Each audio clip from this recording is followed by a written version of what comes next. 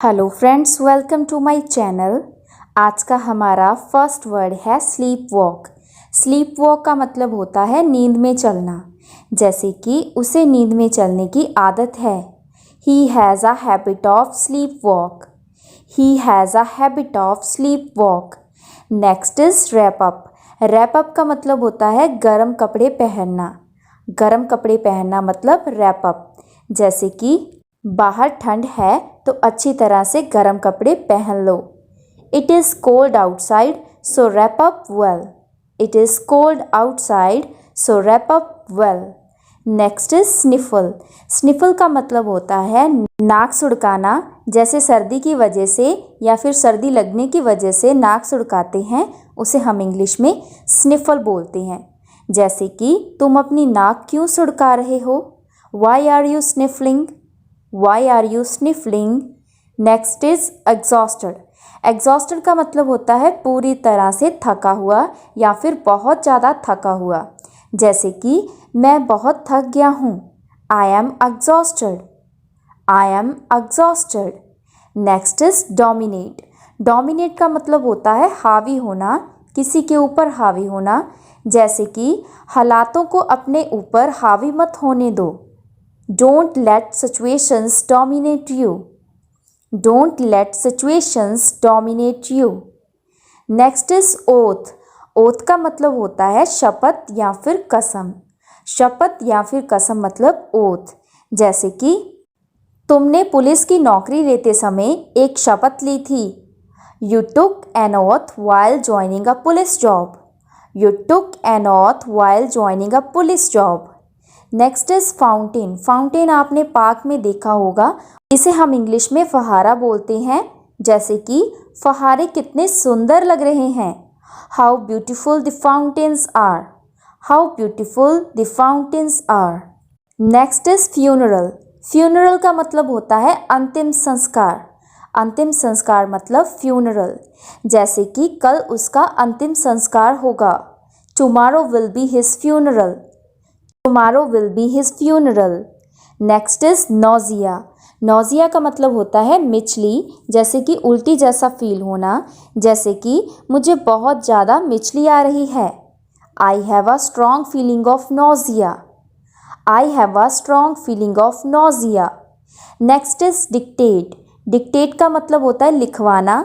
जैसे कि टीचर आपको बोल के कुछ लिखवाती है तो उसे हम इंग्लिश में डिक्टेट बोलते हैं।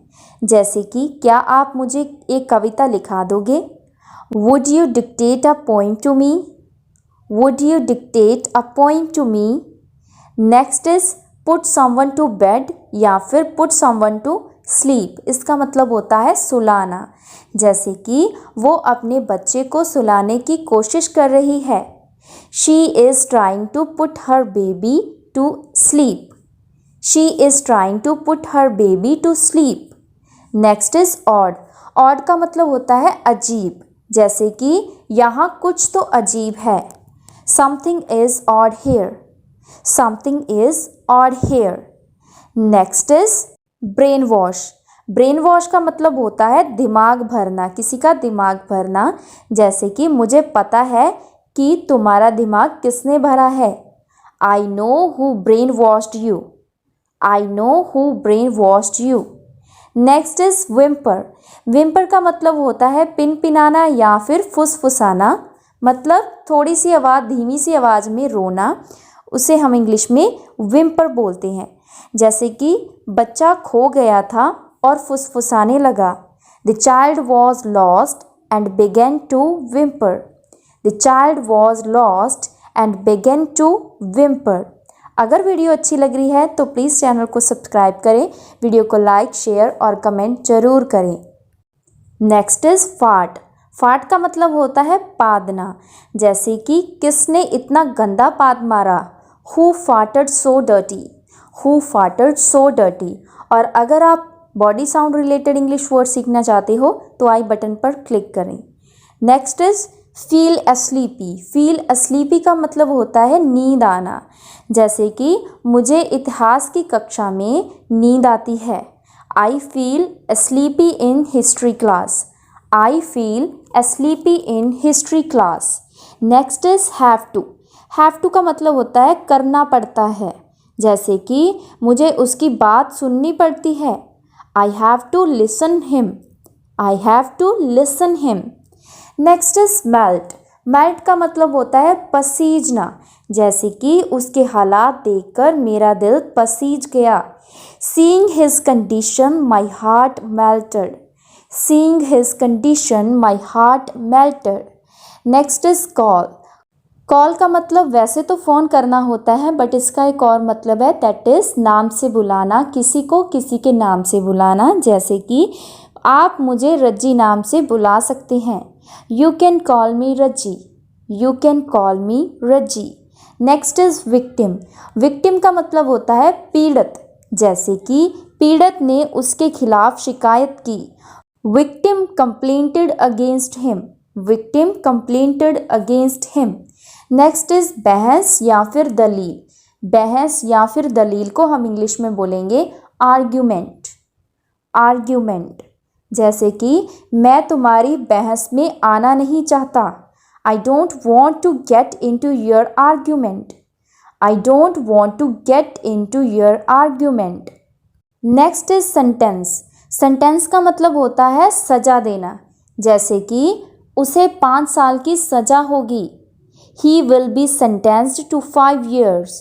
He will be sentenced to 5 years. Next is dotage. Dotage का मतलब होता है सेठियापा या फिर बुढ़ापा। जिनकी उम्र 60 से ज़्यादा हो जाती है उसे हम इंग्लिश में डोटेज बोलते हैं। जैसे कि रमन अपने पिता के साथ वापस चली गई ताकि वो अपने पिता की बुढ़ापे में देखभाल कर सके। Raman moved back with her father so that she could look after him in his dotage. Raman moved back with her father so that she could look after him in his dotage. Next is witness. Witness का मतलब होता है गवाह, जैसे कि मेरे पास गवाह है। I have witness. I have witness. Last word is overnight. Overnight का मतलब होता है रातों रात, जैसे कि वो रातों रात गायब हो गया। He disappeared overnight. He disappeared overnight.